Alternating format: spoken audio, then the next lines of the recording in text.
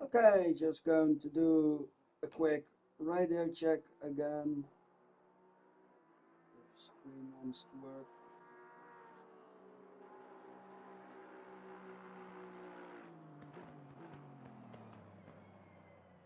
Okay, this is weird. It's saying it's still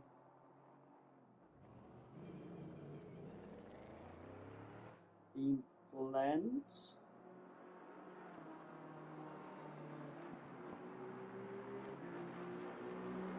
Okay, yeah, it's working now. Yeah, yeah, and the microphone is also on. That's always handy. Welcome to another race here in Aero League Racing Assetto Corsa Competizione. We're on what may be the, well, not what may be, we're on the most difficult track of the entire season. Can be anything else than the Nordschleiffe, and it's the 24-hour run layout. So it's you have the full GP circuit, except for turns 2 and 3 being a bit cut short. And then instead of going back onto the main circuit, you go to the left and to the whole mountain. But we'll see that later. Also, for anyone who wants to spectate a race in a Assetto Corsa Competizione, for keyboard, you have to join as a normal driver. Just hit drive and then switch using shift arrow keys. And off-board camera is with F3. I think F7 is free camera, but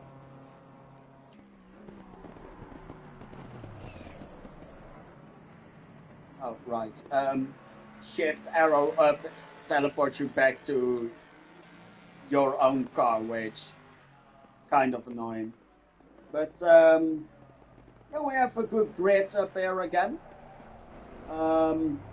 Since there's 23 minutes, I am going to stick for a lap here with the rack, just to show how difficult the circuit is for anyone who doesn't know the Nurburgring Nordschleife. So this part is still pretty tame. It's still the normal circuit. He's now coming up to the hairpin,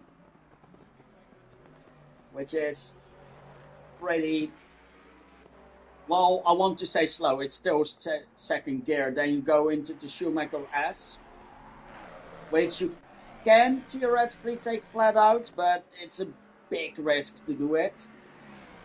So after that, there is another, a bit slower chicane. Also with a bit more gap between the corners, but I still call it a chicane. Then you go on a pretty long straight with a fast kink in it. There is the kink. And you need to brake around the 100 to 50 meters guard for the fast chicane. And then, as I said, you take a left here and you go into the dangerous part. Immediately, the walls are very, very close to the track. There is little to no runoff, and this continues for the whole mountain. Fast turn here. After that comes the first real tricky point. Chicane, leading into more chicane, and even more chicane, until finally you're done with the chicane. So that's your welcome to the Nurburgring Nordschleife. Just here is 6 chicanes in a very short time span. Then you go to a corner that seems flat out, but you have to lift a little bit. It's actually a double apex corner, which is some of my favorite corners. It's mostly straight, then there is going to be a short turn in which you need to brake at the exit for the hairpin. From the hairpin down, there will be another long flat out section. I don't want to call it a straight because you can see it's not a straight. And after that you get, surprise, more chicanes. Because if there's two things that the Nordschleiffe loves, it's chicanes and hairpins. So first you do a chicane to one side, then you take the chicane to the other side. You go on for a bit again. As you can see here, also there is 87 turns. So knowing the whole track from the top of your head is going to take time. And I have respect for every driver who can complete a lap at full push without making a mistake.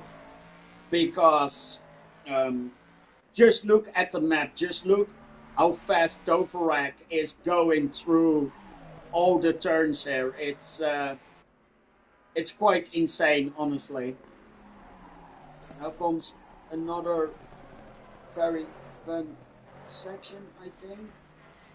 Yeah, he just passed it. It's basically, well, it reminds me a bit of Mount Panorama. You have, you go a bit downhill and you have to go from left to right to left to right. As Doverac is going to approach the next hairpin. Just a little bit of lift in here, accelerating out again and prepare for the hairpin. Now there is another very long flat out section until we get to maybe the most iconic spot of the entire Nurburgring. Which is the carousel hairpin. But we'll get there when we get there. First he needs to stay away from the walls because again the walls are really close to the track. Just a little bit more. I think you may need to lift here a little bit because it's a very tight turn. Then you go into one hairpin. And then you continue on towards the carousel. And the carousel is very fun because you can go either high or low. There is a lot of difference between it. Low, you can spin out easier in low, but it is faster, as Doverac does it amazingly. Then over here is another bit of a chicane. You need to brake a little to make the second turn. And from here, I don't have a name for this section, but this section is just, if you thought before that it was just fast-paced, oh, as that's not what you want to do, well, car number one is actually approaching that part as well. Which is Dozen, but if you thought that the Nordschleife was already fast-paced corner after fast-paced corner, that section is just, it's hard to describe, you just have to watch it, but every turn is like third or fourth gear, and it keeps sweeping left to right, left to right. And it's such a beautiful part of the track to get right. It's also one of the more dangerous parts of the circuit because going high speed, left, right, it can unsettle the car just a bit. As we've seen with Doverac. As Dozen is now going around the part, he misses the curb, so he keeps it low. But just look at the speed at which he's tackling these corners. It's an amazing section to get right, but it's so hard to get right. There's again a bit of a double apex hairpin. He does it really well. Again, it's filled with chicanes, left, right. And there is also a braking point, I think, here where you have to brake while slightly airborne. which makes it even harder, especially if you're fighting someone or being close to someone. But after doing that, you approach what's known as second carousel. The only reason I think it's called second carousel is because it has like the same look of it. You will know what I mean when you see it, but basically, yeah, it has the same coloring as the bottom side of the carousel, which looks like cement instead of asphalt. Then maybe the most important corner exit of the whole track, because after this there is just a straight. I don't know how long the straight is, but just look how long the straight is. It's a very, very long straight, which will serve as an amazing opportunity for the drivers to calm down a bit, collect themselves before throwing themselves back onto the GP layout. This is still flat out. Here you need to brake a lot, because there is another chicane after chicane section here before you go back onto the main track. And that's basically one lap of the Nordschleife. One lap is between 8 and 9 minutes, which is a lot of it. So again, I have huge respect for anyone who can do this. As we have Winans back again. He did really well in the first race, but then had a very sad disconnection issue.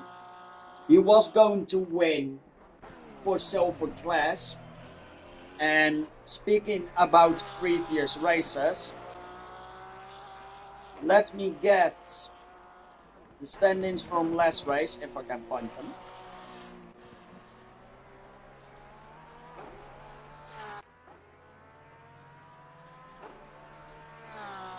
So let's see. Simplets.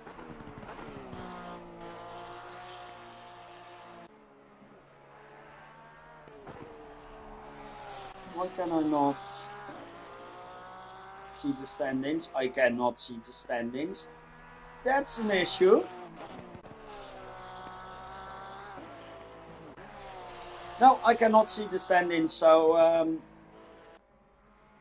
whoops. What I do remember, oh god.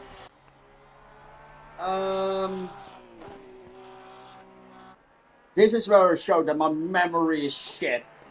Let's just go through the names. Maybe I can see. Cabras got second. Weatherstone did pretty well and then fell off at the end of the race. Dozen got third. Oh, wait. I think I have it in here.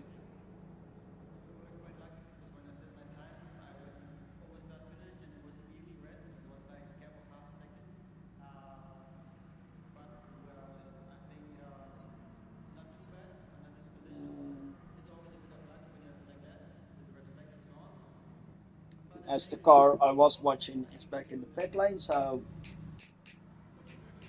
who is actually on track?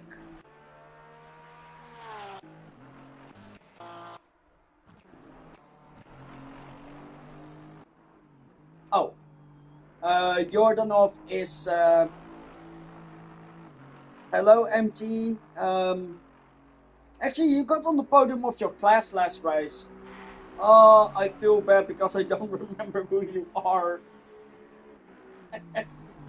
Oh, I'm such a bad commentator. um,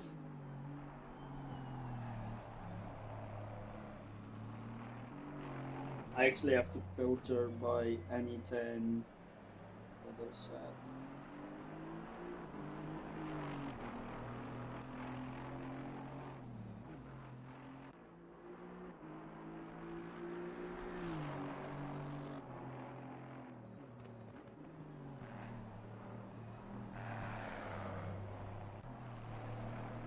Oh no, because the message got deleted. I don't know, I have access to it again, but... Oh, you were dozing, that's right, yeah.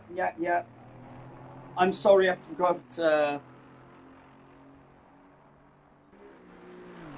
Instead of doing it in one message, I will pin everyone and class in different messages.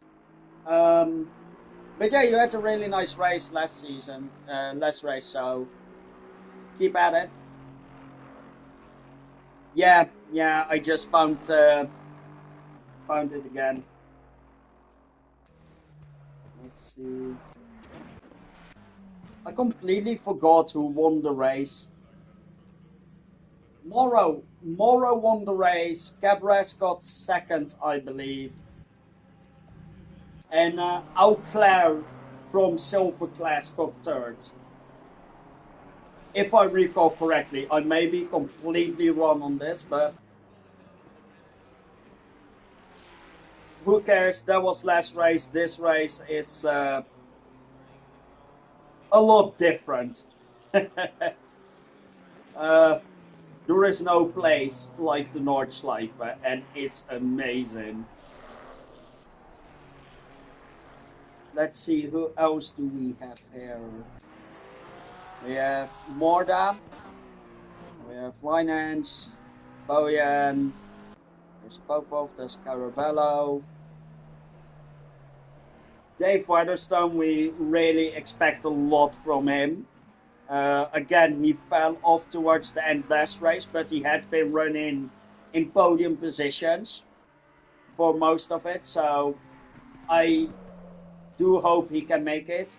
The Vorek was fighting, I think, most of last race with one of the silver guys. Gr3 was fighting the whole time with Davey? I really don't remember. This is the point where everyone realizes how shit my memory is. Van Eyck did pretty well last race, I think. I don't think we have BX Royal yet. Racing under the 57 or 57. I'm rooting for him because he stole my race number. Druid drove last race. Cisney. Olaf drove well last race, I believe. I really don't remember anymore. Doesn't really matter anyway. Lot of people in the pit lane, despite practice being really important here. I think we have 28 people, which is less than last time, but more than enough to make an entertaining race as Dovorek is going to. Okay, I keep you to that. You're going to finish among the silver people. I mean, you did last race as well, and the race before that, I believe. So I shouldn't say you can't do it, because you can, and you've proven it. So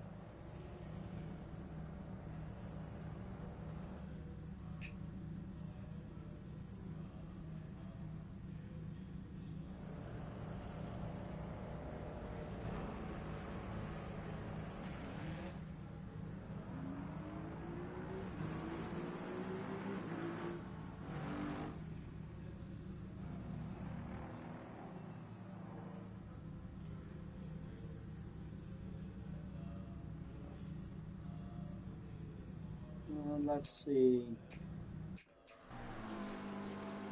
We have Joleri. Joleri got second in bronze class, I believe.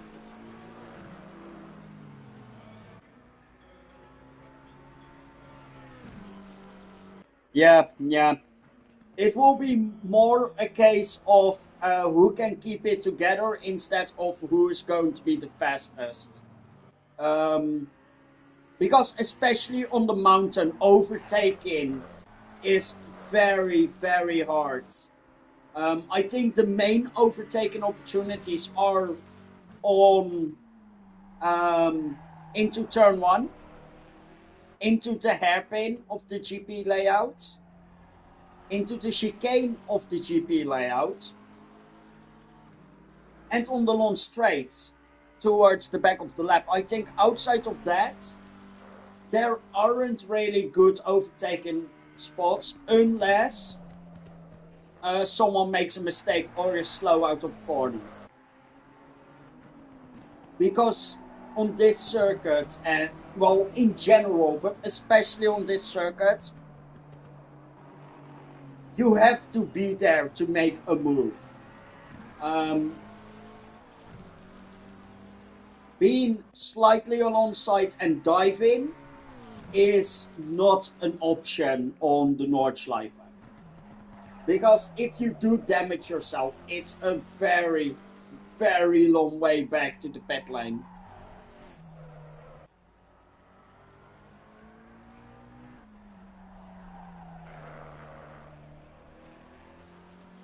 Oh, I just read. Now I'm going to stay with Kropotchen. I need to work on my pronunciation, and everyone pronounces my name wrong, so I have the right to pronounce everyone else wrong. Let's take a look at Auclair for a minute. Running the 51 Ferrari, beautiful car, the 296. Had the pleasure of racing it in endurance. Did have trouble controlling the car, so. But that may be a me issue because everyone here is way faster than what I ever can do. And yeah, again, I have respect for everyone for even racing on the Nordschleife because it's such a hard track. Again, there are 87 turns or 80 something turns that you need to learn from the top of your head. So the fact that people just do that, it's just insane to me. And it makes for such nice. Well,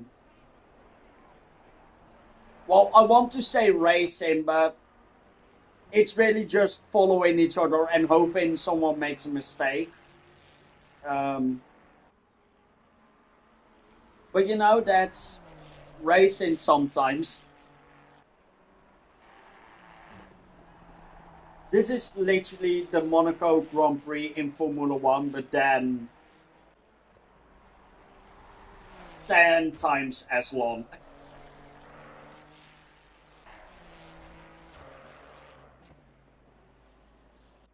As we're now going into the final minute of practice, I think everyone from Joleri down. Sure, you can put a bit of practice in, but they're not going to finish their laps. And maybe car 23, maybe Popov. But Jordanov is not making that.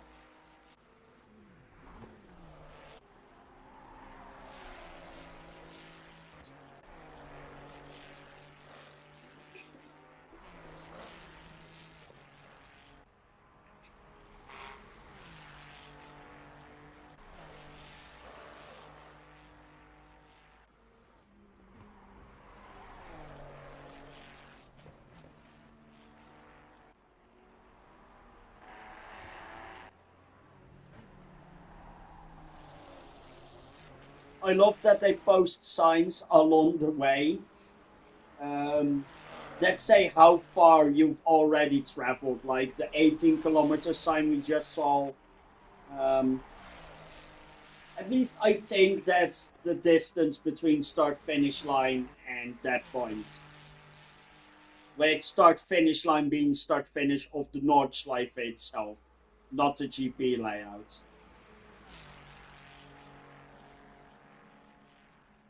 As there is just 10 seconds left in this practice. Yeah, checkered flag is already out. We're just going to stick with Auclair until it crosses the line. Then we'll go back to Gr3 and then further and further back. There is actually 10 minutes of wait time, so anyone can finish their lap. Of course, it's longer for the Nordschleife. As Auclair comes across the line. To be honest, getting P2, that's pretty impressive.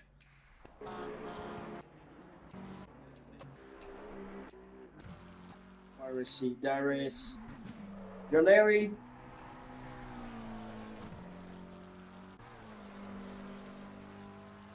Just approaching second carousel. Just looking at it, you can feel how unstable the cars. Well, not unstable, but you can just feel one small mistake and that car is flying into the wall.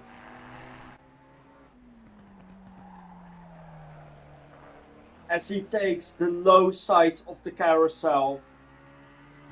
Looks rather bumpy, but it's the faster way. Has to nail the exit here. Also, a side note for qualifying, actually as well for practice. On the out lap, you're allowed to take the normal GP layout. So instead of doing the entire Nordschleife on your out lap, you're allowed to go straight instead of steering left and take the final hairpin around the GP layout. But it will get shown in qualifying after this session.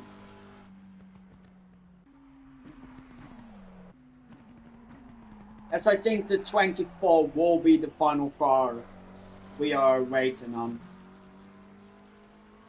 Although Cabras isn't seen as being in the pit line, as,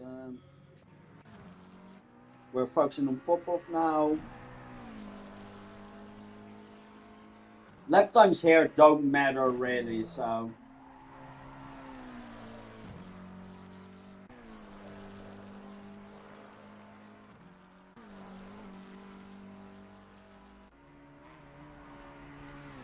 Oh, this section is so beautiful to watch. There's the 18-kilometer sign. Just before you go into second carousel. I know second carousel just refers to this corner. Oh, as he unsettles it, going through the faster routes. Oh, and he was actually the last one, so we're going to get 20 minutes of qualifying, which is basically a 2-lap shootout. You can see everyone hurries out of the pit lane. So we're wait from back now. Let me check what is. Okay, this is onboard scan. Someone has recommended that for qualifying I stick on board with just one of the drivers. And having been a driver myself in this game, explain what goes through you as you take to the track. We've already done the layout of the track, but we haven't done it from the driver's point of view. So, yeah, I'm going to stay on board with Dennis van Eyck until he has completed his lap. Actually, I might actually go to the front of the pack, which is car 52, Naked Warrior. He's driving in a beautiful Porsche.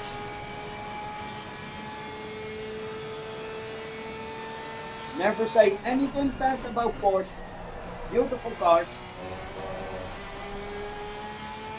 So, yeah, you can see he takes the normal layout. Stay within the pylons, he doesn't do it. And he is going to start his lap.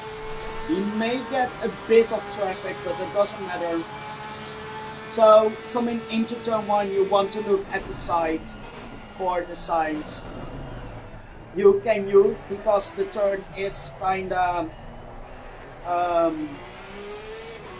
you go from up to down, so you can use in the normal layout.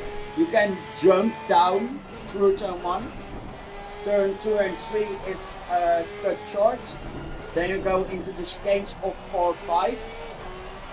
Really tight exit, so you can accelerate for this straight.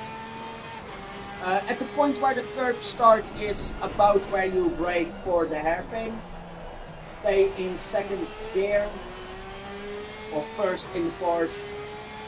Schumacher has go as far out as possible.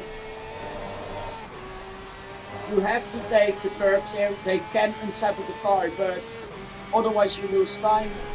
Here again, brake at 100 meters. Try to carry as much speed through. Little brake here. Get a good exit and downhill you go. Flat out through the kink here. There was a car there, but okay. Brake at around 120 for the chicane. And take the left to the Nordschleife. This is where the focus kicks in. Past the normal pit exits. Get on the curb a bit. Don't hit the curb here. Try to get as close to the curb on this corner. Go through this turn and brake immediately. Go with moderate speed through the first chicane. And now it's all about positioning yourself for the next chicane. Bit of short straight, immediately brake for the next chicane. And now you have a bit of a straight to calm down. Not a lot though, because over the next crest is immediately the double apex corner. As Naked Warrior takes it beautifully. Now it's a bit of a flat out zone again. And what you're looking at all the way down is reference point, so you don't get lost. Because it is easy to get lost on where you are on this track.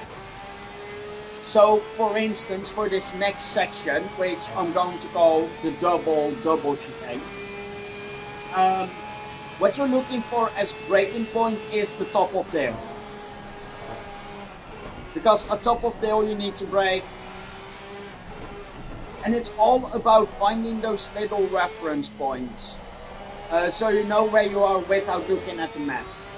Now that section obviously is a bit of a bookmark.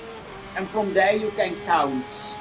Or at least what I do is I count, okay, between the double chicane and what I lovingly call the squared section are these and these turns.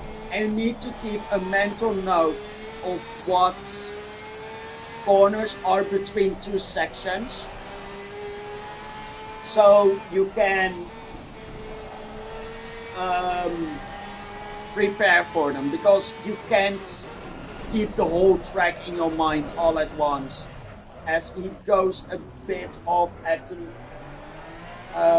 again what I call the better section he continues on, so he can stay on board. But yeah, if you split up the car, the track in several sections, it becomes a lot more doable with remembering where you are and what you can expect next. As he lets Hollop by, so let's jump on with Hollop.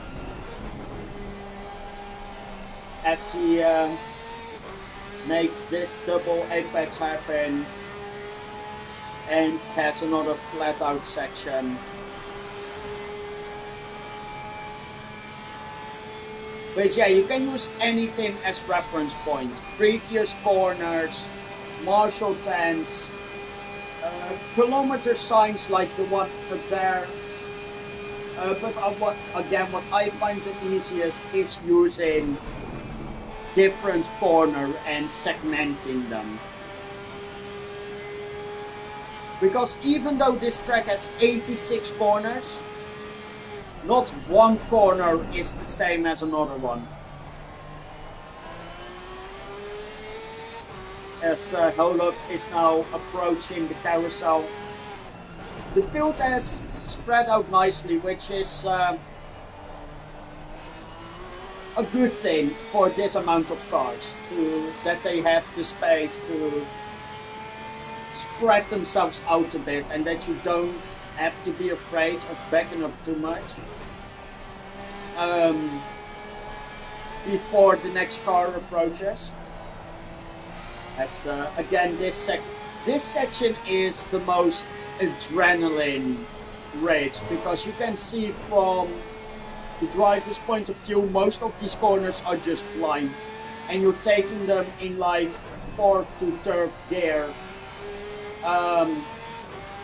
And with there being so many hills you have to race through, and the exits being blind, it's a really difficult section, but it's so good when you nail it. But it's also really important to keep track of the flags here, because someone may spin here and bounce back on track and you won't know.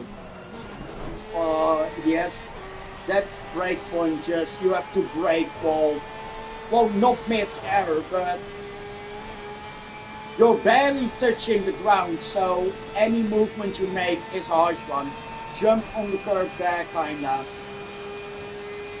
And you know you made it when you have this section with second carousel.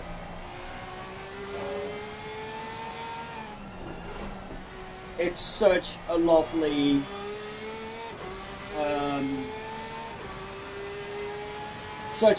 track.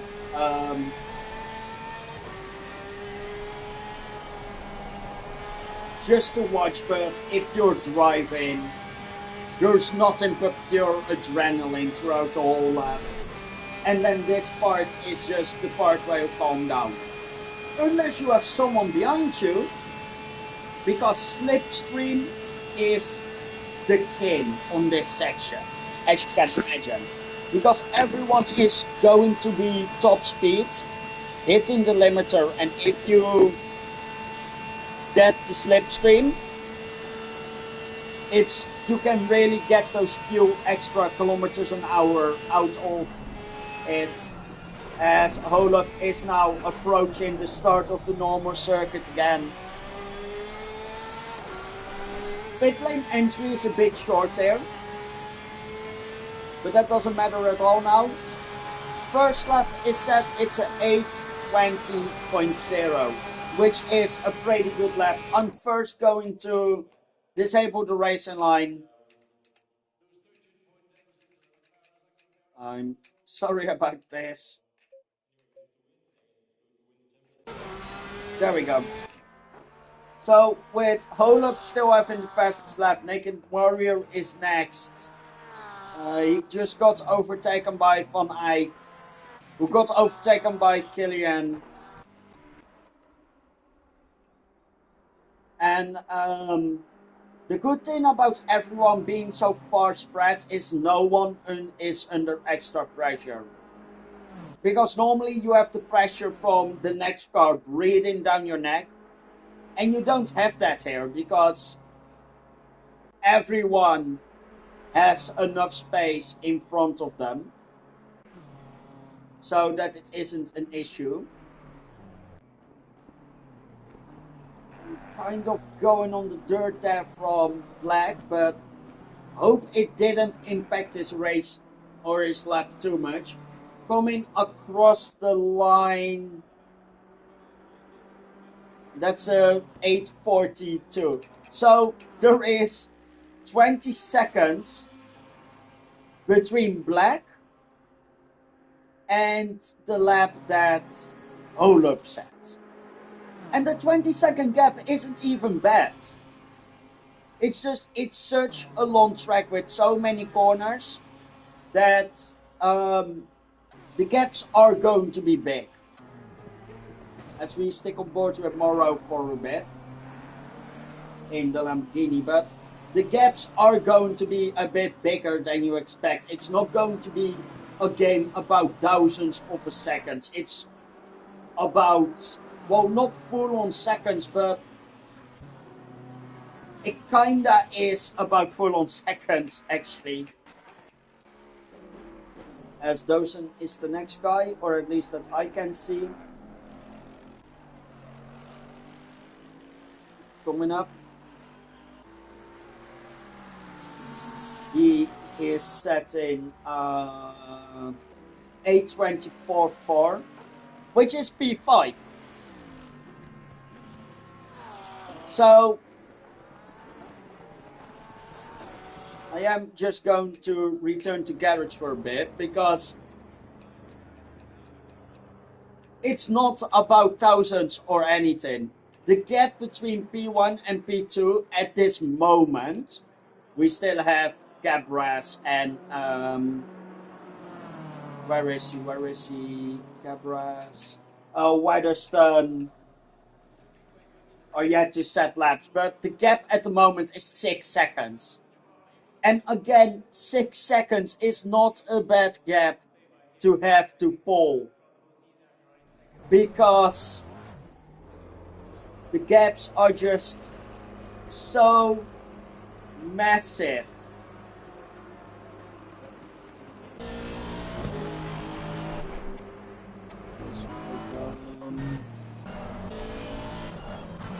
Let's go with Jolary. There is a white flag ahead. Doesn't really matter though. Jolary is coming across the line at 8:28. That's good enough for P9. Also nice that he set like an exact lap time. Then we have Scanlon coming over the long straight. I'm already needing to drink. This race is going to be hell for me. That's why they call it the green hell.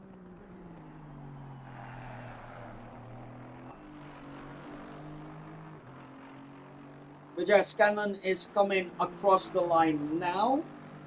And he is looking at P2 with an 8:16.2.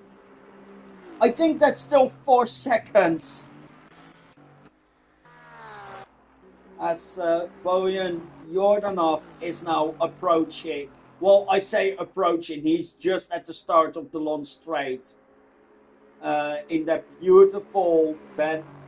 I wanted to say Bentley. I think it's an Aston Martin. No idea why I wanted to say Bentley, but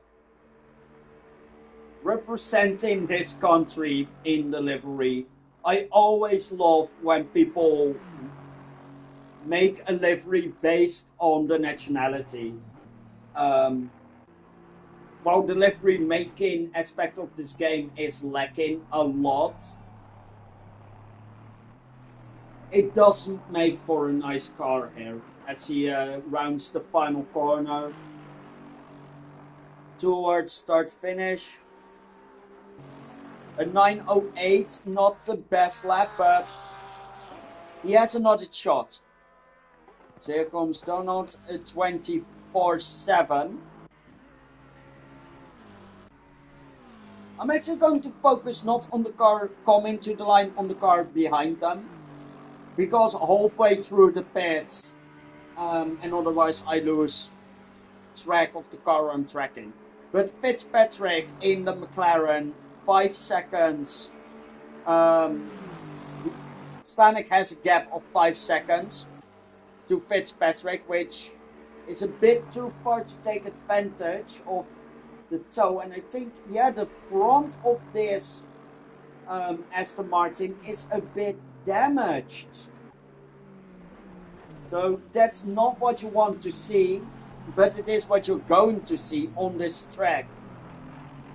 As Fitzpatrick is coming across the line with an 8:36, not too bad.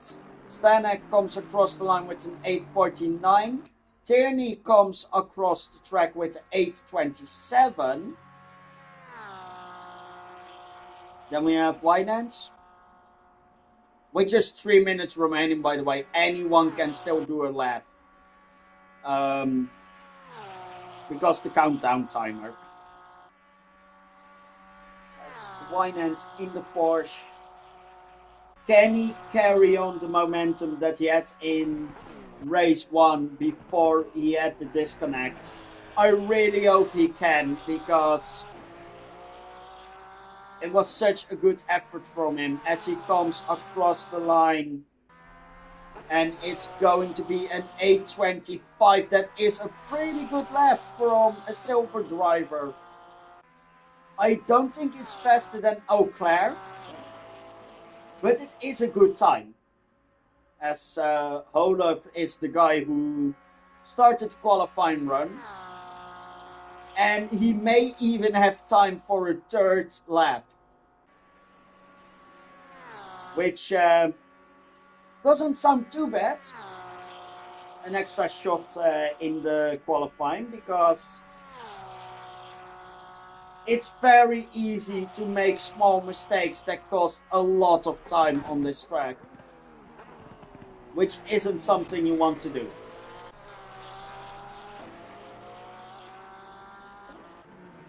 As Holub is coming across the line, can he improve from his 8:20?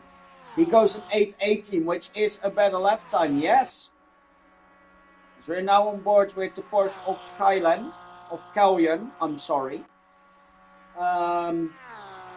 Bright green, easy to spot, but the track being called the Green Hell, does that mean that Callion is going to cause an hell either for himself or others?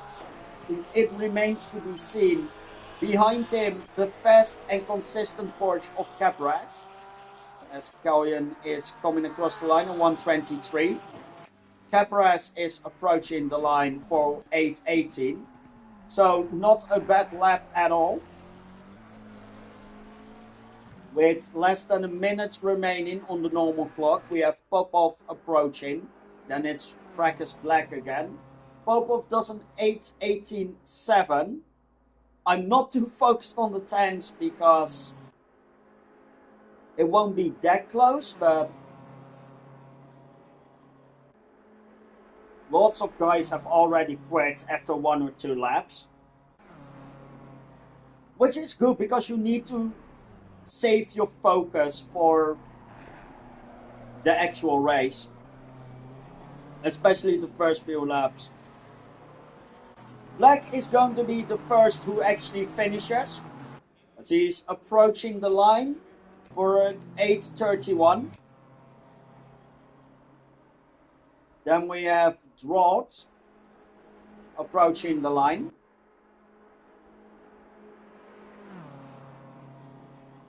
Car number 24, lovely BMW of the bronze class. As he is coming to the final braking zone of the track. Yeah, again a 10-minute cooldown. So Popov is going to be the final car to set a lap, as Drought is coming across the line. That's 8:28. Again, not a bad lap time. But really, qualifying won't even matter that much. Because the track is so difficult. As Camille is coming across the line. It's 8 minutes 29 for them. So again, not a bad lap time from them. And I actually don't know if you want to be middle of the pack here. Normally middle of the pack is bad, but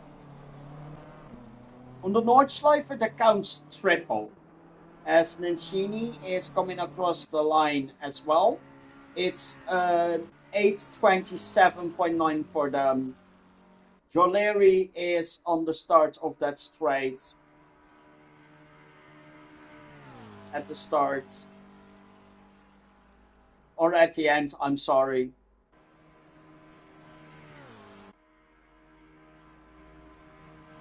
And really, that 10-minute qualifying timer at the end is not a necessary luxury, because you really need that time to round out your laps. He's now coming through the final turns of the circuit.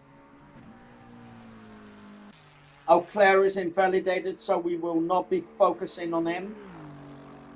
I missed the time of Giuliani. I'm sorry, mate. In other words, Scanlon is now second. He is going to try and push for pole. Not sure if he can make it. If he can, that's amazing for him in the Aston Martin. We're going to focus on Fitzpatrick. Weatherstone, by the way, his lap will not count. And he is in 29th. I think he's starting last, which may be a very tactical decision from him. But, oh, I do not want to be him. I do not envy Dave Weatherstone going to start from 29th. Being one of 2 race winners already this season. We're going to focus on... No, Fitzpatrick is also blue. We're going to focus on Tierney. Coming through the final sections of the track at this moment. He is following Fitzpatrick and he goes off track. Can he keep it together at least? No! Oh, the way the Bollard bounced was actually really funny. As he now resets back to pit, and that's his race qualifying over. Next up we have Winans, already in P8. Which is not a bad position for a silver driver. I think it's literally between Winans and Popov who can still improve. Because Naked Warrior and Donald are both invalid. But the extra practice lap is going to be necessary. Because you need to understand this circuit perfectly if you are to master it. Even in Druid.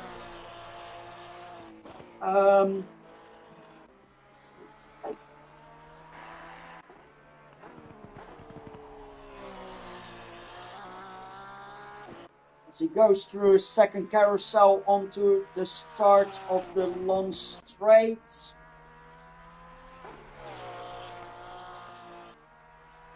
Is that actually a white flag for Popov? Did he go off? Is Winans the final one? Yeah, he is fun. So Winans is going to be the last one across the line, so we can stick on board with him. His best lap so far is an 8:20.5, which is still good enough for P8. So even if he doesn't climb up, it's a pretty good starting position to have, being from the silver class. Now I don't know what Auclair did, but Auclair and Winans are the 2 to watch out for in the silver class. Oh, as he goes off track, and yeah, that Porsche is ruined. For the sake of it, well, actually, Auclair is in third. Oh god, Auclair is in third. So we're going to stick with Naked Warrior and Donald for a bit. Their laps are invalid anyway, but you know they are going to have the little run of fame on the final straight. And after that, we're going into the race. which is going to be a very fun one, but also very, very hectic.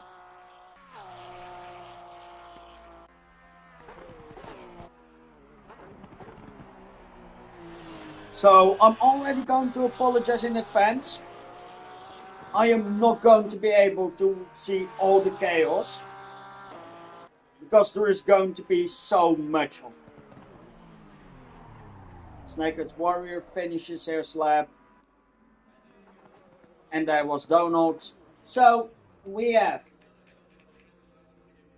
Actually, I need to check the finishing positions or the starting grid after race starts, or at least when they're lining up on the grid.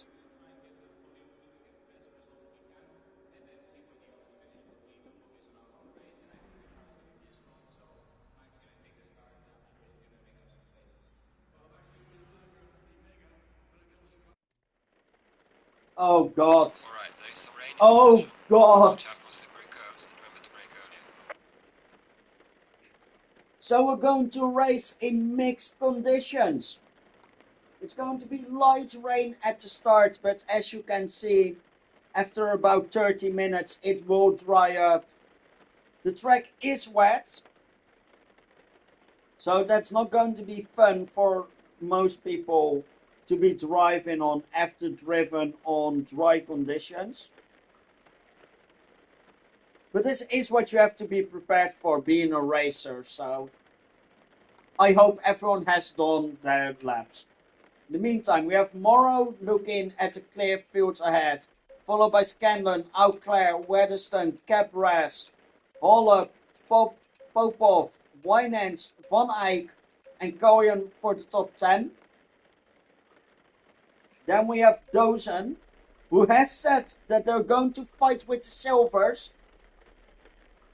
At this point, they might as well fight with the golds.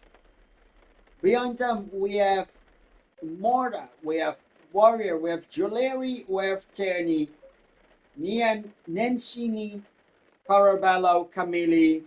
Black is in 19th, and in 20th we have Donald. Donald is not the lowest pro, but we'll get there shortly.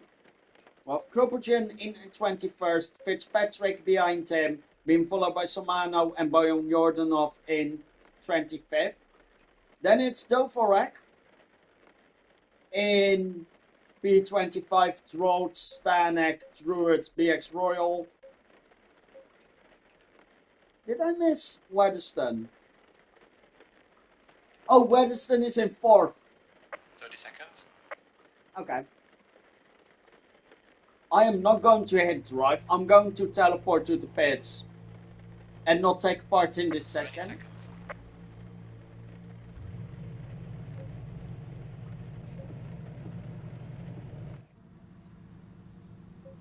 10 seconds. We have 10 seconds, an hour on the clock, of course. Formation lap is short.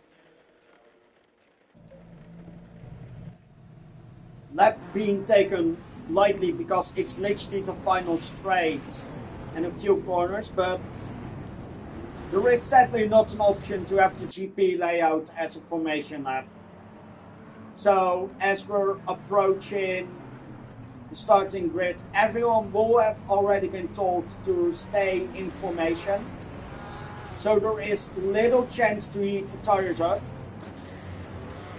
which may or may not be necessary because wet tires heat up easily, but you want warm tires coming onto the first turn in these conditions.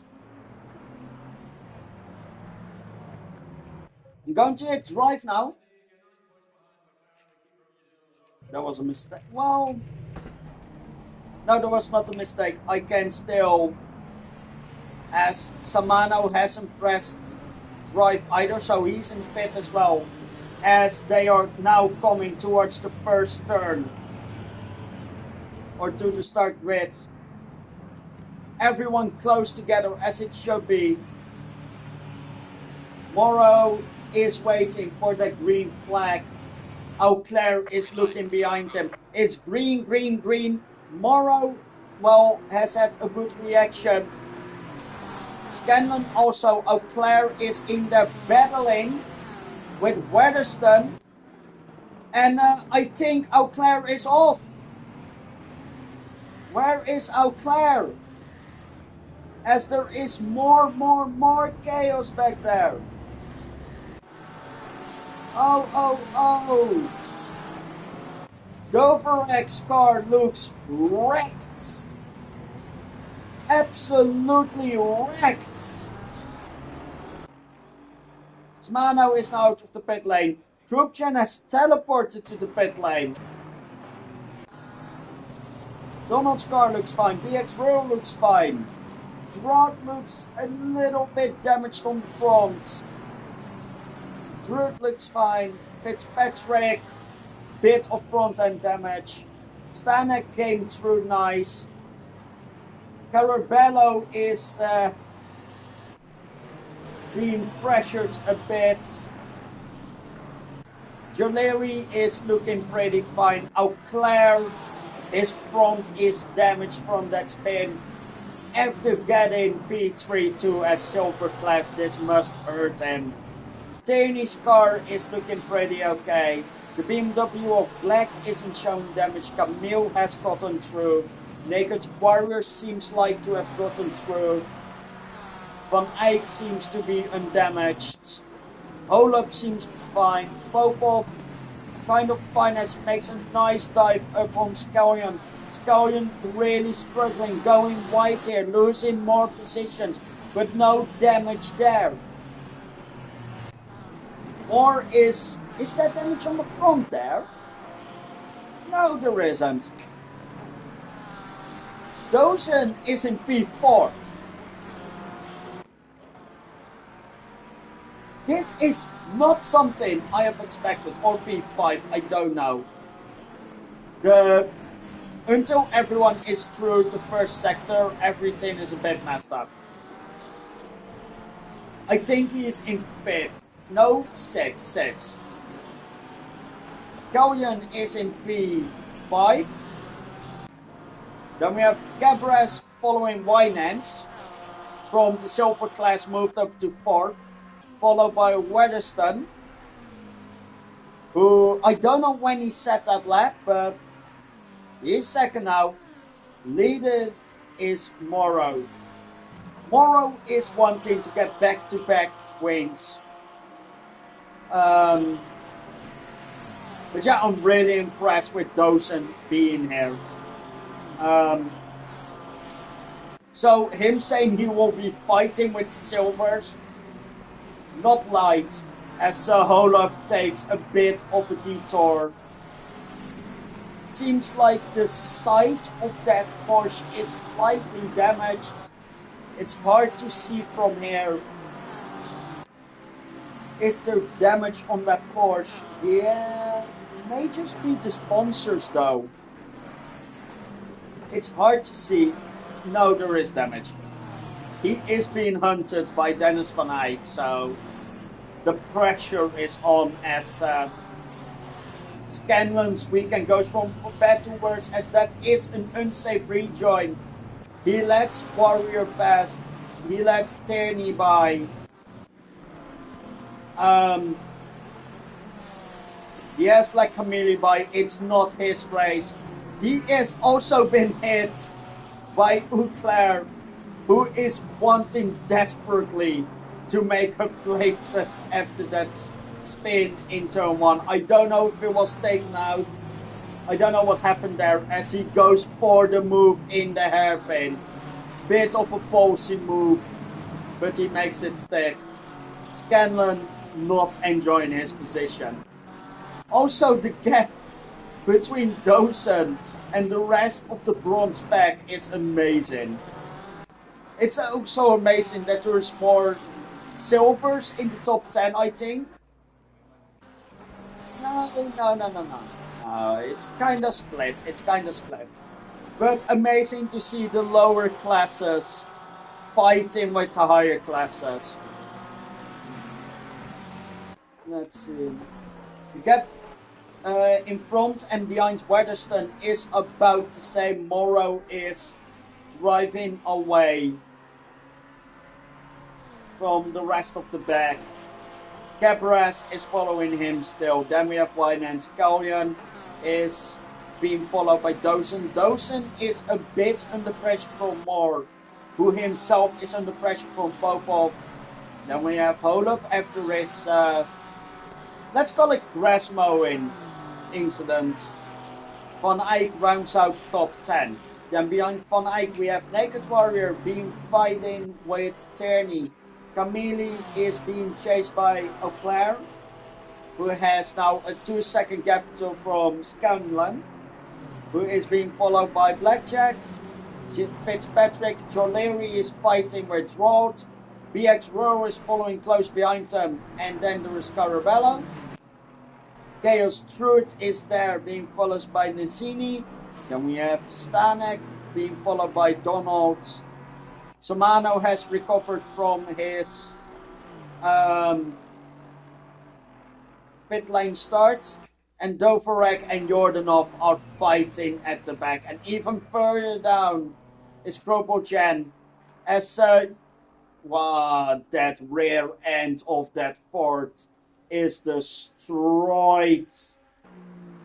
It's no wonder he has trouble controlling that car. And I do not envy him. Another barrier hit.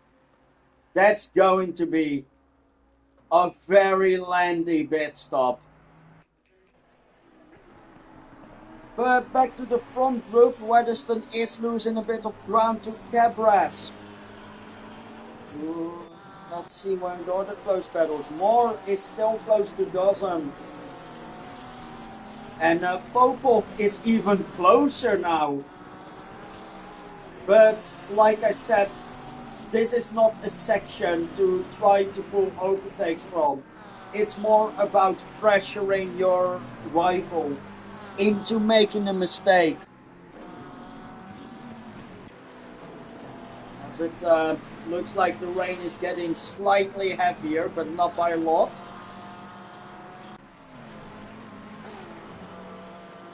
Oh, Popov is really adamant on making the move. Taking a lots of risks. I am going to cycle, at the end of lap 1, I am going to cycle back to see who is going into the pit lane. One name I know for sure is a good friend, Dovanov, with, or Dovorek, I'm sorry, with that very damaged Mustang. Weatherstone is being caught up by Cabras, and this is where the Porsche is really strong on a straight. He has made the move. What a wonderful attack it was from Cabras. Taking the position. Weatherstone is now back in the slipstream, trying to make something of it again. But for now, second place goes to the Porsche. Now let's see how everyone lines up. Dovorek did reset to pits, so he is in first for now, but everyone will overtake him. We have Morrow doesn't pit. Cabras doesn't pit. The Weatherstone doesn't pit. Winans doesn't pit. Kierland doesn't pit. Dozen doesn't pit. Moore stays out. Popov stays out. Holub stays out. Van Eyck stays out. Naked Warrior stays out. Tierney stays out. Camille stays out. Auclair stays out. Scanlan stays out. Black stays out. Royal stays out. Joleri stays out. Draught stays out. Fitzpatrick stays out. Carabello stays out. Druitt stays out. Vincini stays out. Donald stays out. Stanek stays out. Somano stays out. Jordanov is way further behind. So right now only Dovorek and, well, myself, but I'm not racing. So only Dovorek is in the pits, and he had to with the damage he had. I am going to keep focused on the starting fight. We can see if Jordanov or Kropoyan goes back into the pits. Weatherstone is falling behind Cabras now. Morrow is just going for it. No issues there for him. Jordanov has stayed out, so that's good from him. Winans, well, that may just be dirt, but it looks like the car is a bit damaged. I'm surprised with the amount of people who stayed out despite having physical damage, as we have Popov being followed by Holub. Bit of a tighter line there from Holub. Can he make the move?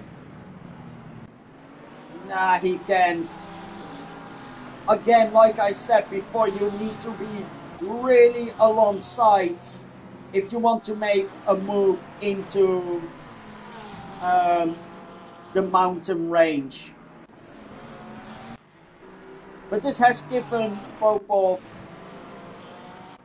a small bit of breathing space, not a lot. He's wedged between Morda and Holub, which is not ideal. But he can make good decisions from here on out, so don't count him out for a good result. Let's check a bit further back from Ike, Tierney, Warrior, Auclair. Has recovered pretty well from that first turn. So it's good to still see him there. We've also not even done 1.5 lap and we're already 12 minutes on the way. So this is just going to be a 6-lap race, which isn't too bad because the guys need... it's still going to be more than an hour racing probably, so the focus of the drivers is really something that's going to get tested today, as Dozen nearly cuts a corner and is really under pressure here from Moore, who's under pressure himself. Holub has dropped back a little bit, but is finding the connection again. Kalyan is making a bit of a gap again from Dozen. Don't really see any other close battles, so we may just focus on this group for a bit. Yeah, we're going to focus on this group for a bit. But yeah, Dozen is making true what he said about fighting with the medium guys or the silver guys. He is doing really well for bronze class, but what we've already seen in the past is that these classes mix really well with each other. It's hard to see where exactly the classes stop with which driver. It's hard to say for sure on track if you don't have like this. It's hard to say which driver is in what class, as Moore makes a bit of a mistake. Manages to keep it though.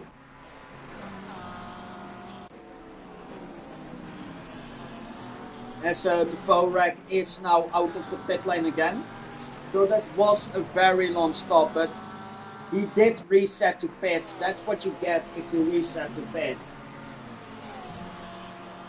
As Moore is pulling a bit away from the cars behind, but he is also losing a little bit of time to Dozen. But now with a bit more breathing space, he may actually be able to focus on an attack on the Mercedes ahead of him. As the sky is getting a bit lighter, so it may not be too long until we have dry weather again, as Popov is now breaking free from Holub. Moore himself has lost the gap with Dozen. everyone here picks the bottom side. Of course you do, it's faster. But, Holub nearly lost it, and it resulted in a bit of a time loss for the Porsche because he went a bit too low. Popov is pushing more a little bit, so more is closing up on those again. Let's check back for more close battles. Gr3 is closing on black for, I think this may actually be the podium fight. Yeah, this is the podium fight for the bronze class. So Dawson is comfortably in the lead there, but these three, Gr3, BX and Fitzpatrick, are fighting pretty hard for that final podium spot as Gr3 made a mistake. BX Royal is through, and he is now going to make put the pressure on Black, Fracas Black, for that 16th place and second place on the bronze championship, and he actually does it. No issues there. An amazing overtake from BX Royal on black on the Nordschleife. But it's clear that Royal has a bit more pace. Let's just hope he isn't going to push it too hard and crash out, which would be sad. But now Gr3 and Black are back to fighting each other again. With BX Royal now fucking off into the distance. Yes, yeah, there's a lot of fighting up and down the field, and then there are rather big gaps to Bojan, Zero, and Vorak. So lots of interesting things are yet to come, and we're only on lap 3. Or at least Morrow is about to start lap 3 after 18 minutes. As Gr3 makes the move, he isn't really past yet. Jack, well, no, he has to move on. He has to move on. BX Royal is closing up on Scanlon, by the way, who is having a terrible race. He may not be used to the wet weather, and that's really working against him during this race, as the bronze driver is closing up on him.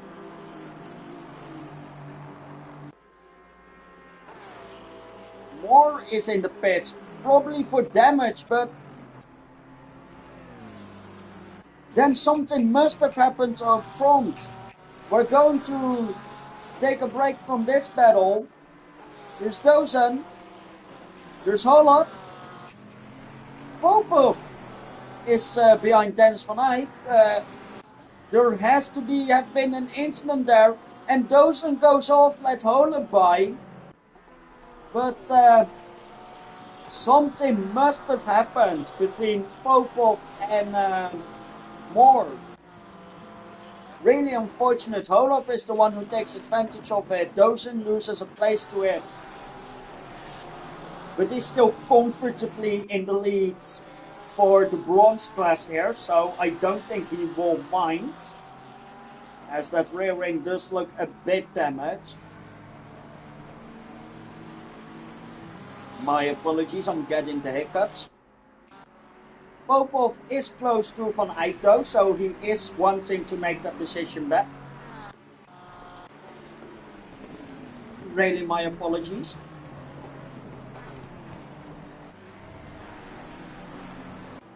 Taney is having a gap to Warrior. Warrior is having a gap from Auclair, who is still running with the damaged Ferrari. And you can see the front splitter just wobble a lot So there must be some damage, and I hope for him that it's in the required pit stop that he can fix it quickly. BX Royal is past Scanlan and is now chasing after Camille. As there is yellow flag somewhere. There is yellow flag somewhere. Car 81. I saw 81 jump to the pits. That's Carabello.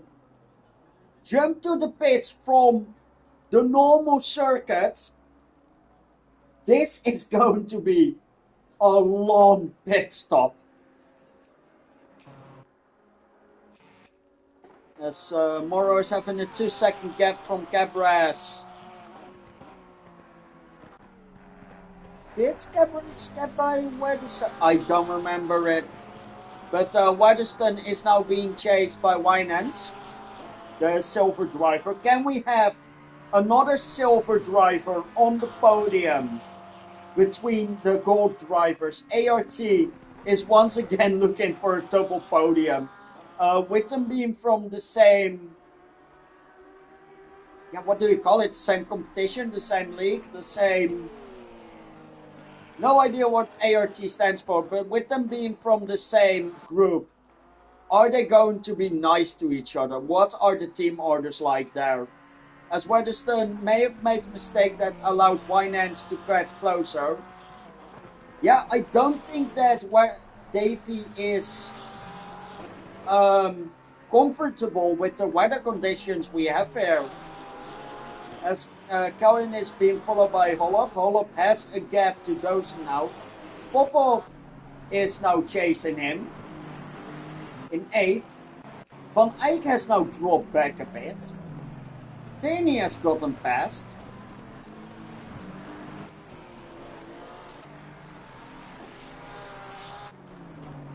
BX Rowe is right up to Camille, so his hunger for positions is nowhere near done.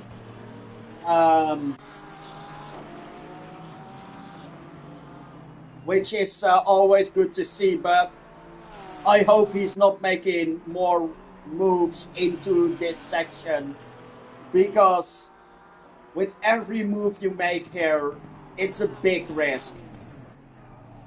And I know BX Royal can take those risks, but just look at that. It's really close. There is no room for error. As car 27 has spun out, that's Ninshini. He is waiting for the other cars to get past.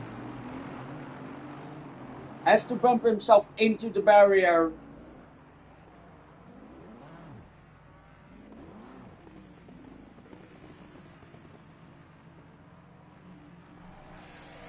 Can he actually get himself going again? It's a lot of reversing and driving again. He gets himself turned around, and he turns around too much. Oh no! This is a lot of time lost, and did I see this message right? The weather has changed. It's the time to make the pit stops. It's time to go to slicks. So at the end of this lap, we're going to follow the row again and see who pits and who stays out.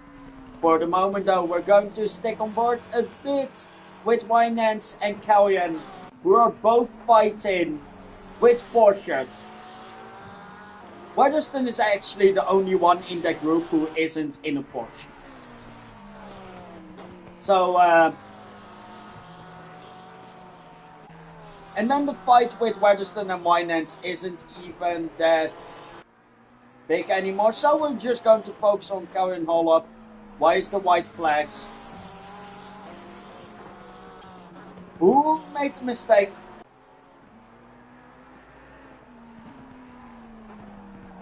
No idea. I think Vorex jumped back into the pits. I don't think they changed tires in the pit lane. So he's going to have to pit again. or I'm wrong, and I really hope for him that I'm wrong on this. If anyone in the chat can remind me if resetting to pit also changes your tires.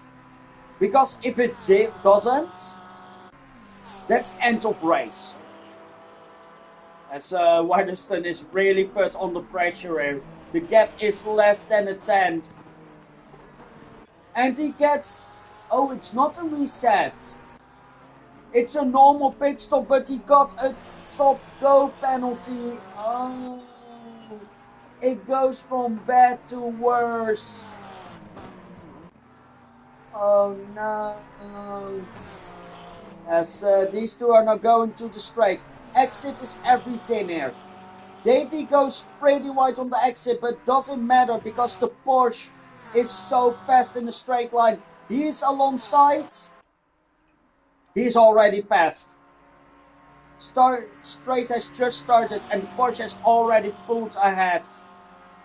But we're going to look at Morrow. Is Morrow going into the pit lane? Is he going to stay out of the pit lane?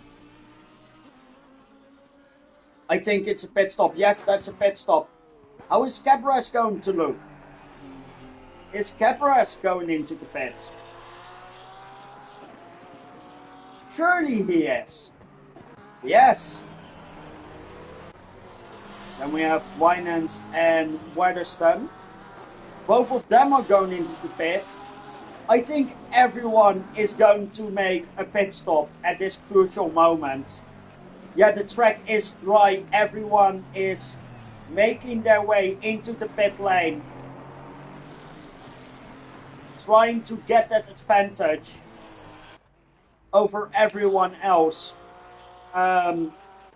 in terms of damage control. Because if you have a less damaged car, you get quicker out back onto the track. Is BX World actually going to dead-ass carry on?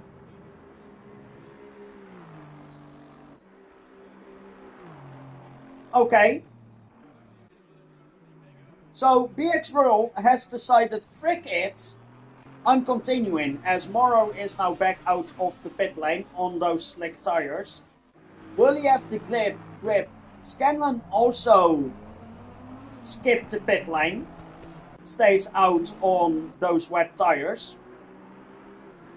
Interesting to see what he can make of it. As everyone is coming out again. Naked Warrior at the start of the pit lane. Dozen is still in the pits. Dozen is just done with his pit stop, I think. Yeah, there he goes. Oh, and he gets a 30-second stop-go penalty. Oh no! This may jeopardize his first place as bronze driver with the stop-go penalty. There are multiple stop-go penalties, so no one is safe from them. Has there been any big position changes? Well, obviously you have BX Royal and Scanlon making up positions here, but Morrow is already on Scanlon. So I don't think staying out is the right decision here. Which is quite sad to see, actually. But yeah, there's nothing you can do about it. They've made a choice. Cabras has fallen a bit further back. Winans. Weatherstone has been jumped by Kalyan. Olaf is still there. Popov has jumped Dozen, who is going to pit again. Moore has lost some positions. Naked Warrior has a stop-go, which is less than ideal. Auclair seems to have fixed his front splitter. Joleri has now a gap to Fracas Black. Substantial one, so Fracas had some damage to fix. Car number 69, that's Samano, also 30-second stop-go penalty. So not everyone is done yet with pitting. Fitzpatrick is there. Droth now has a gap. Smano got the penalty. Droth is now out of the pit lane. Not over yet. Donald just exits the pit. Yancini obviously had the damage. Jordanov is now done with his pit stop. Robojan, who had his pit stop earlier, is now crawling into the pit lane. And he's not going to be the last one actually. That's going to be Scanlon. But the important thing is now, how much can BX Rural gain by staying out? Not much, because look at that! That's a heavy crash into the barriers, and now a damaged rear wing on one tires on this track. That's going to impact his performance. And it's going to impact his performance a lot. As Scanlon is also struggling on these tires. Morrow is just driving calmly, trying to stay on the line. Because you can't deviate too much from your line. And with the gap he has the ability to slow down a bit. Gabras has 8 seconds to Winans, who has 6 seconds to Callum, who has 4.5 seconds to Weatherston. And then we have Weatherston versus Hollop. Pretty nice battle to watch, honestly. But I do think actually this automatically means the BX Row is going to come out ahead of Dozen. So that is unfortunate for Dozen.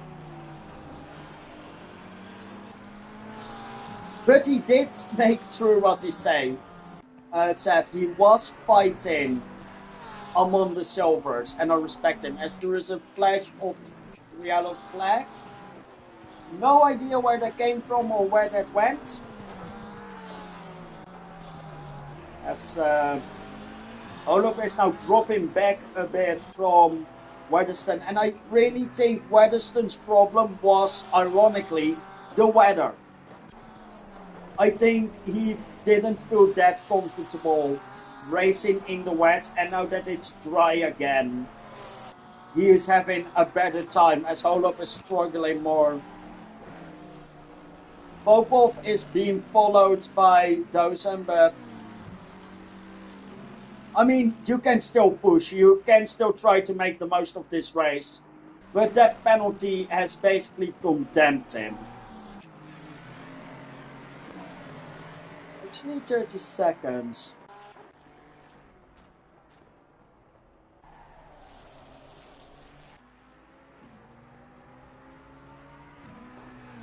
He may actually stay in third.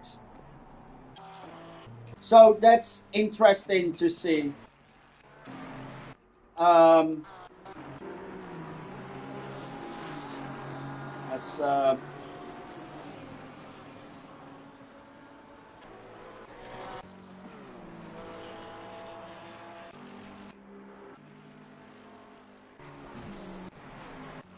The closest fight is unironically, hold on, white flag.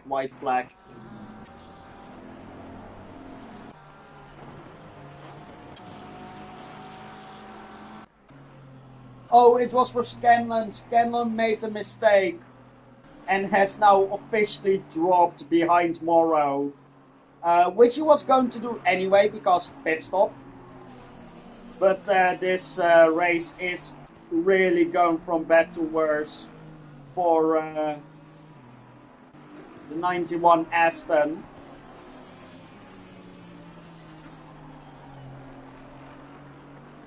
Oh, that's really, really unfortunate.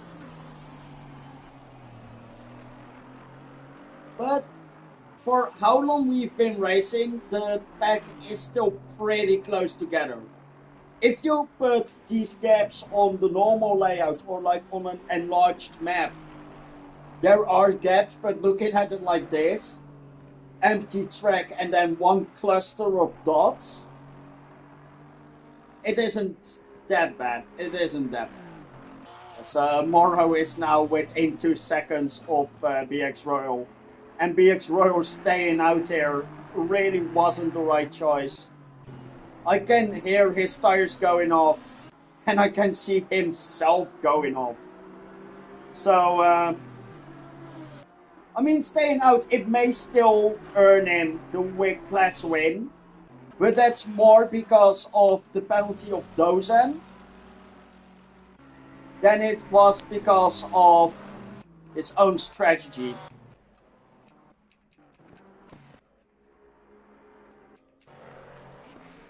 Overreact still with the penalty. Not what you want to see, Matt.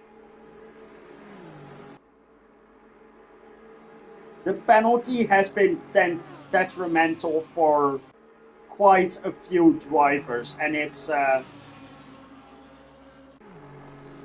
mean, it's clearly in the rules, so they cannot complain about it, but you know, it's still sad to see the penalty. As BX Row now goes into the pit, as expected.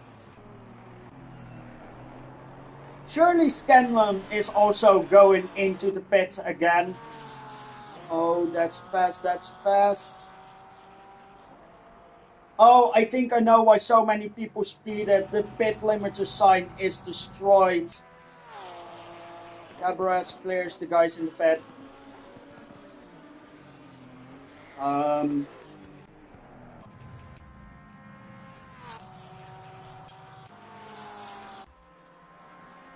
Weatherston has a gap now. The gap here is small, but it doesn't matter because Dozen activates his pit limiter really early, and it's good that he doesn't take risks. As, I think that's Danny. Oh, middle of the track, moved at the wrong time. Oh, and that's Warrior destroyed. Auclair makes his way through. But Van Eyck, Tierney had an incident, and then Warrior ran into the back there. He already has a penalty, so he cannot fix his damage now. He either fixes his damage or he takes the penalty. He cannot do both. So that's basically his race over. As BX Row is now moving to pit exit, BX Row's pit stop is done, and he rejoins behind Jaleri. So, not too bad. Question is, where does Dozen come out? Dozen served his penalty out of the pit lane. Stop and go cleared. Note another one added, but he is behind Black. So he needs to make up that time to be able to get on podium again. Meanwhile, everyone has served the pit stop. Warrior is serving the stop go. Tierney is fixing damage. Samano is still having a stop go, and I think, yeah, the Vorek has a stop go.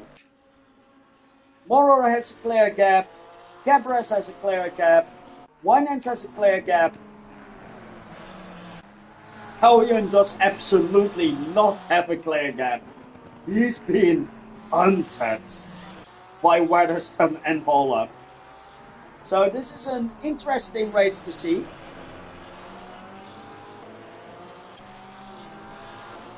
Between these three cars. And again, the fact is that there is no difference between gold and silver class. They are fighting among each other. As Holop has made a mistake and has kind of lost the connection, but because Weatherston is being held up by Kellyan, Holop can catch up again, which does help him.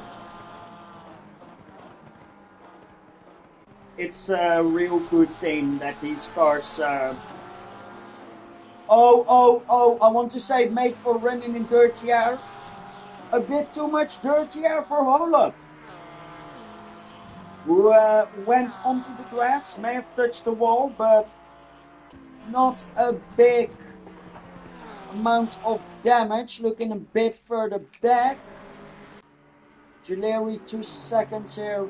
The gap here is just 5 seconds. Dozen is actually catching up here. Can he make it another third place finish? I think if he gets another third place finish, he has 3 third place finishes in a row on all 3 races. That's consistency, and it's good consistency as well because it's consistent podiums. And he is catching Fracas quite well. Let's see further down, 4 seconds. Donald is fighting Druid for a bit. Donald must be feeling a bit out of place, being a gold driver fighting between the bronze. And that's the beauty of this track. If you can keep it on track, it doesn't matter how fast you are. Because on the mountain, no one can, well, people can still pass you, as I think Drew made a small mistake. Yeah, Drew made a small mistake. But that's exactly what I mean. Donald only made the move because Druid went off. If Druid didn't make the mistake, the move would not have been made. Tierney and Warrior having fixed the damage. Naked Warrior has to pit again because of the damage he had.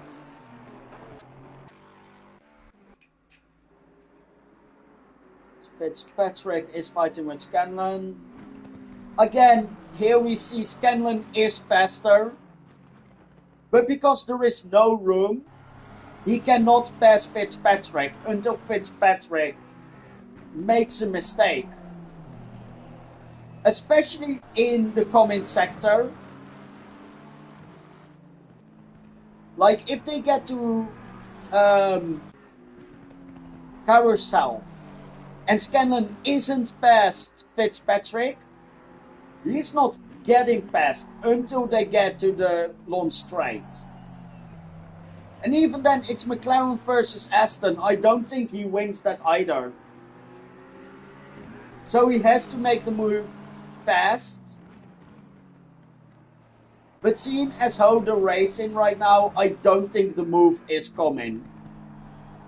It's a massive driving from Fitzpatrick.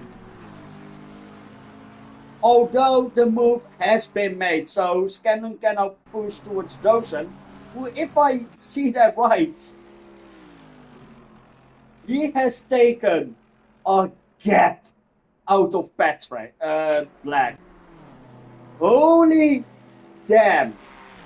That gap at the start of the Nordschleiffe, of like the mountain, that gap was 7 seconds. It's barely 3. Dozer is pushing. Or Black made a mistake. In either way, Dozen is going to get another penalty. That's insane. Or not a penalty. I say penalty.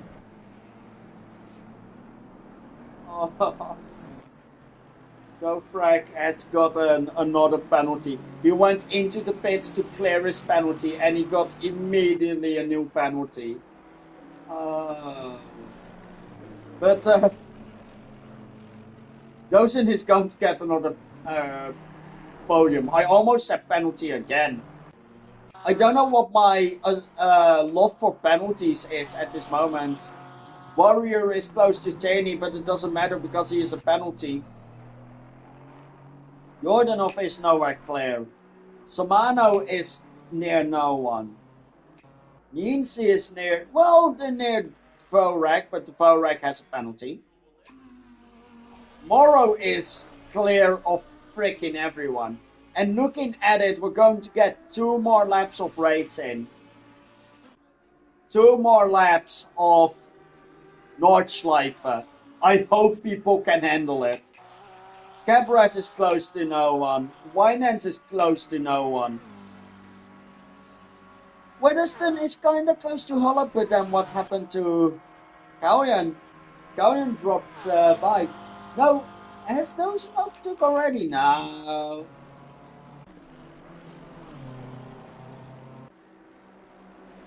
What the... Okay, so... At the start of the Nordschleiffe, he was 7 seconds behind. He is over a second clear. What did they put? Like, surely they must have given him drugs during the pit stop. They must have been giving him drugs during his pit stop. There is no way he's going that fast. And it's not just that Black made a mistake, because he's catching Van Eyck. He's catching Camille. And most importantly of all, he's catching BX. He's not going to overtake BX. Unless Gr3 and BX have a big fight, which they may. Vorek is back in the pits. Are you in a voice chat with him right now? I mean, I would love for Dozen to get more positions. Van Eyck goes in the pits. Dozen moves up to P13. I mean, I've always rooted for Dozen. I don't know, it just...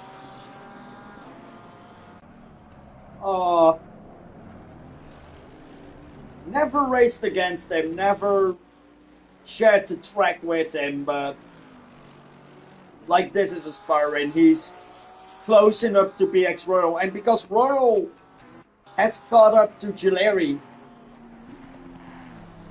these two are going to fight, and that fight might bring Dozen in, but it's not about only those guys, but they are the closest battle on track. Well, not the closest battle, but it's quite a battle to look towards. Actually, Gr3 and BX Royal is the battle we're going to look at. It's the only battle to look at.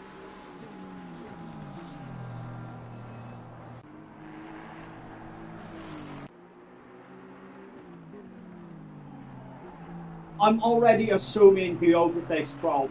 As BX Royal makes a... If there is someone who's having balls today, it's BX Royal. BX Royal has made so many moves on the mountain. And it's not a move with, oh, he has made a mistake, I'm going to park my car. No, it's legitimate moves that he has set up and is taken advantage of. Just car positioning and better corner exits, later braking points. BX Royal is treating this like it's a normal race circuit, not the most dangerous racing circuit on the world. He's making a gap with Gr3. Okay, BX Royal is going to win the gold class. The chances of Dozen getting second have dropped massively. He needed them to fight. He is going to catch up to Camille, who is taking a lot of risk themselves. Naked Warrior finally served his top go.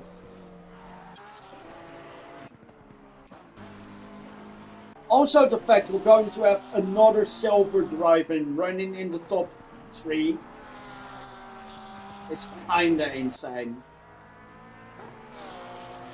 The ART guys are having an easy 1-2. If you were allowed to team up, these two would have teamed up and they would have taken a 1-2 for the team. Witherston is catching up to Winans. Olaf has only lost more. my apologies, everyone. Alien is gaining a little bit and then losing a little bit. Moore is taking it easy. Auclair, not really there. He just got unlucky with the start. If he wasn't unlucky with the start, I'm certain he would have done something. The Aero already a 3-second gap. The guy is gone. Joleri is having a 20-second gap. It's coming down, but it's not coming down enough. Realistically, if Dozen wants to overtake Joleri, there needs to be 2 seconds a lap. Not even a lap, 2 seconds a minute. He isn't making that. So Joleri is going to cruise towards second. Class second.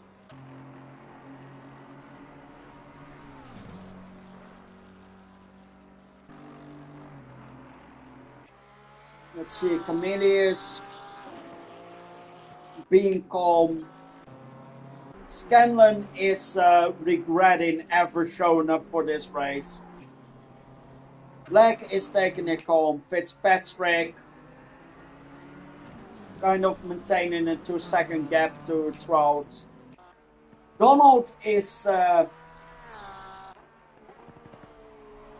this is not his track. And I understand that. The Nordschleife is no one's track. Druid is under pressure from Tierney and Van Eyck. I'm sorry. Both of these had to make another pit stop. And Druid looks like to have hit his front. But he can use the fighting between Tierney and Van Eyck to create a bit of space, but they're not going to give this up. So with less than 7 minutes remaining and... Wait, is... Oh God. Just realized... The Vorek is in the pit stop again for this 30 seconds. Are we actually getting someone lapped on the Nordschleife? Well, lapped multiple times, that is.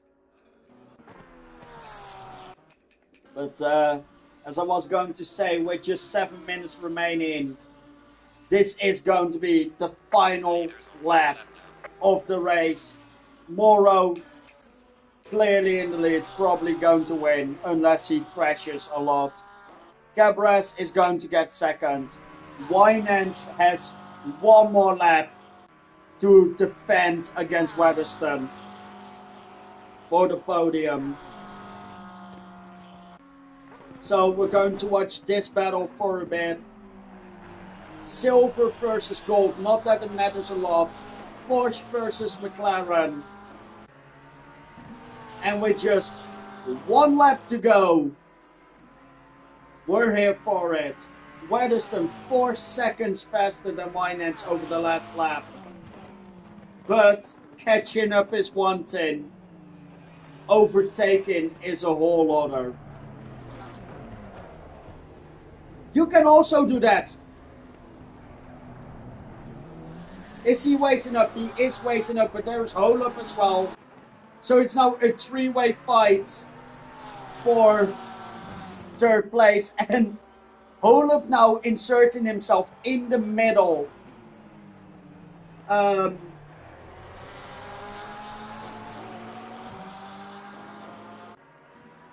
Well, there are 28 cars on the track and there is a lot of battling going on.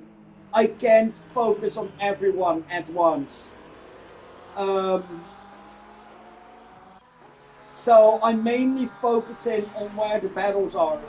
And I haven't seen him in a lot of battles, so... Sorry if you came here for coverage on a specific driver, but... Can't guarantee anything. And besides, why would you miss this? Because Holub is going for a move on Winans. Weatherston behind is still in the fight as well. And with them going into the mountain, a move needs to be made fast. Or it's going to be all about forcing each other into a mistake. And I think that's going to be the route we have to take, because we go into the mountain in the same formation. And Weatherston is actually alongside, had to back out there. BX Row would have made the move. But BX Row is kind of a maniac on this track. Olaf has dropped a 10th and is now gaining back that 10th. And again, it's really just about forcing each other in a mistake. Let's see.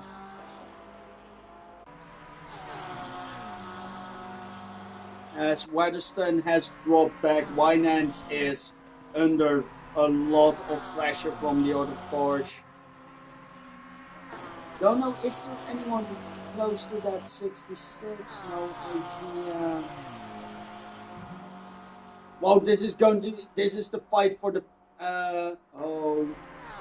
car number 50, that's Black. Black went into the pit lane, speeded in it, and is going to finish with a 1 minute 30 penalty added to his time.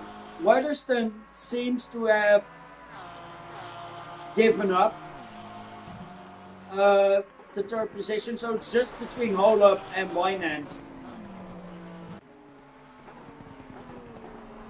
And with the sun now fully out on the ring, can you, well, not fully out, but it looks like it hasn't rained at all for half of this race. As almost everyone is on that final lap now. So everyone knows that it's now or never, especially those who are not on the, who aren't in the mountain yet, as these Porsches are fighting it out really hard. And I think, hold that thought for a moment. Winans went off. Holub claims third place. Davey now goes off.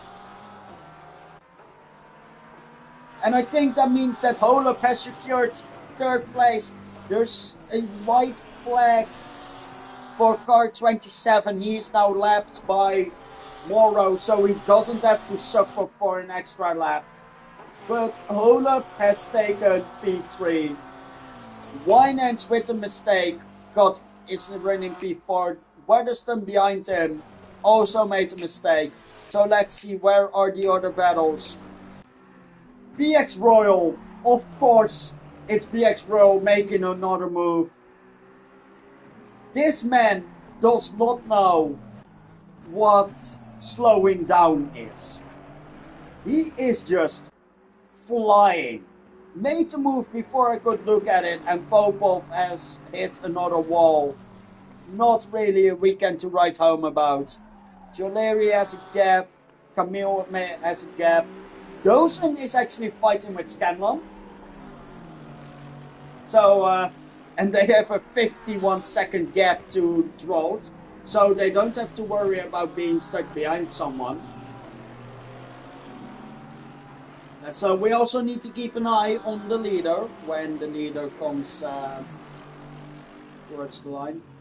Car 66 speeding in the pits. I have no idea who 66 is. 66 is Druids.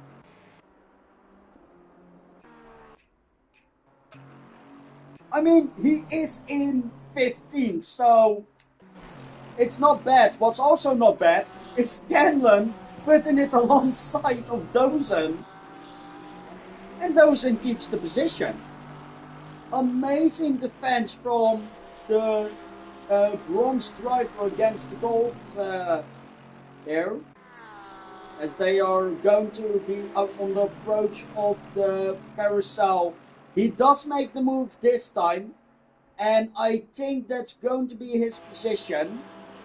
Although Camille isn't too far off, and Camille didn't have the best exit there, I think.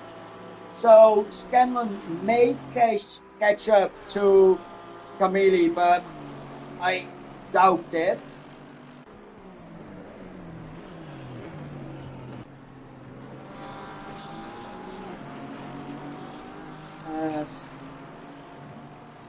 Let's see. 6 seconds, 13, 29, 9, 45, 4, 20, 21, 11, 0.8. Winans. This may actually get very interesting with that very long straight. And it's going to be a shame that we are not going to be able to watch that from the start. Because in the meanwhile, Morrow is approaching the final straight. After a very dominant display, he wins the Nurburgring 24-hour layout.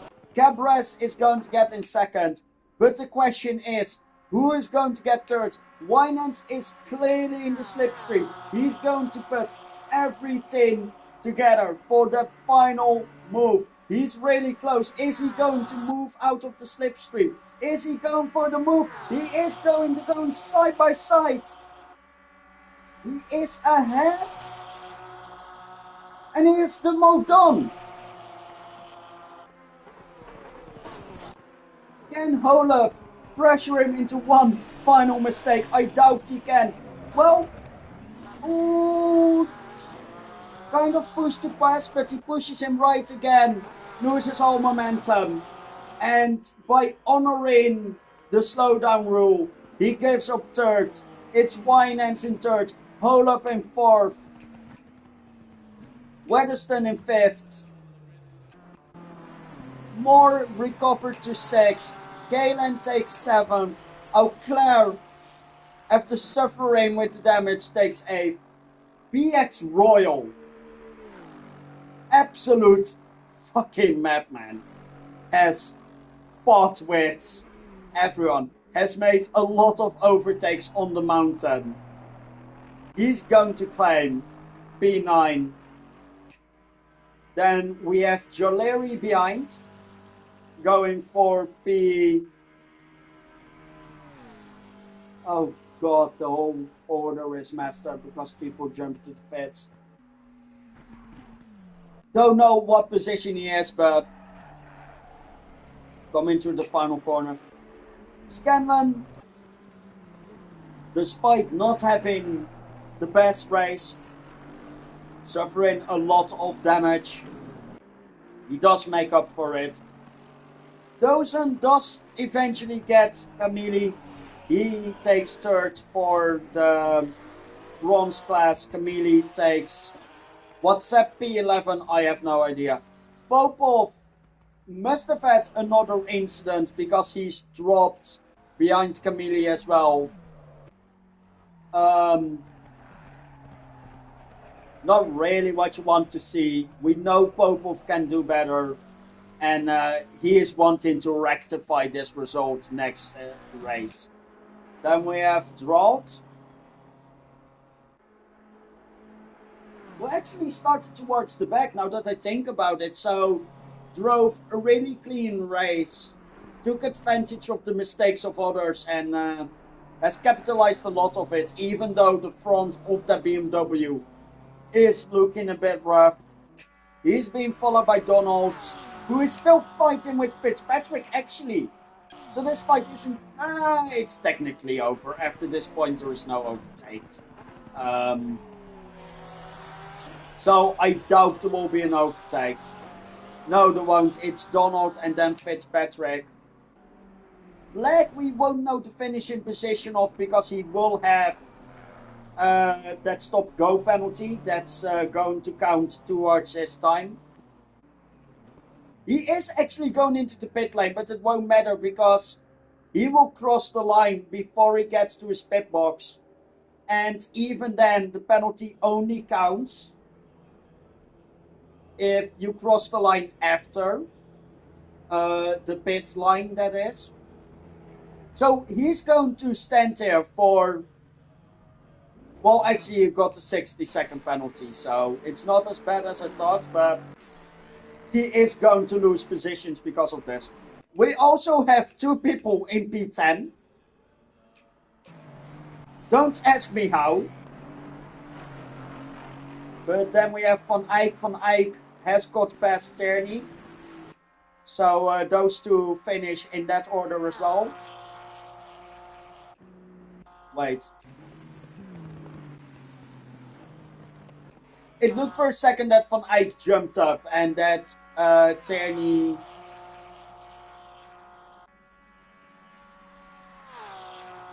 He already crossed the line. And a lot of people are telling me I didn't focus enough on him. And I mean, fair job if he jumped from back of the grid to P15. But I can't focus on everyone. I wish I had 30 screens so I could watch everyone. I really do, but sadly that's not in reality. As Kropotchan crosses the line, he's being followed by Jordanov, who had a difficult race himself. I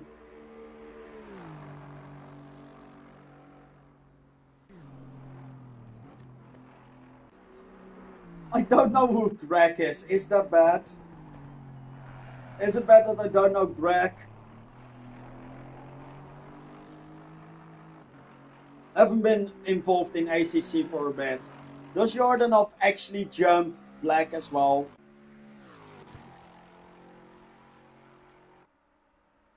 I will need to see the final results in SimGrid if I get access to SimGrid.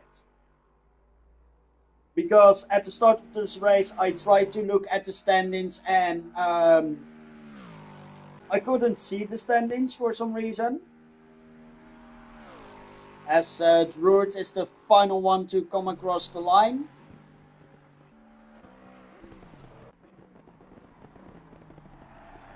But yeah, the Nordschleife, the green hell, it was hell for certain for some people.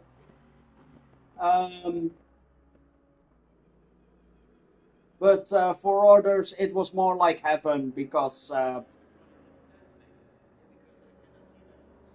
let's take an example of this in fan favorite Drolt.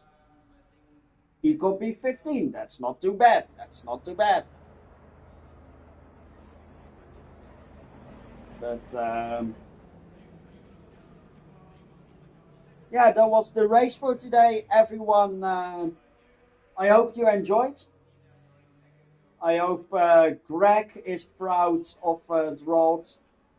I hope everyone can look back at the Nordschleife and say, we want that back on the calendar. But most will say, get this shit off it. We will see. For next round, in any case, we're heading to... Let me actually get the calendar together. Because I'm severely under-prepared. Next race, we go to Italy, to Imola. And Imola will have a hyperpole quali. So it will have a normal qualifying session, although a bit shorter. And after that, it will have a hyperpole session. But before I forget, we have Moro, Cabras, and Holop for gold podium, Winans, Moore, and Callium for the silver, and we have BX Royal, Jolary, and Dozan for the bronze podium. Other than that, congratulations to every driver who has survived. Couldn't be me. Literally couldn't be me. So I'm proud of everyone. As far as I see, only 2 people left, but that can be true. So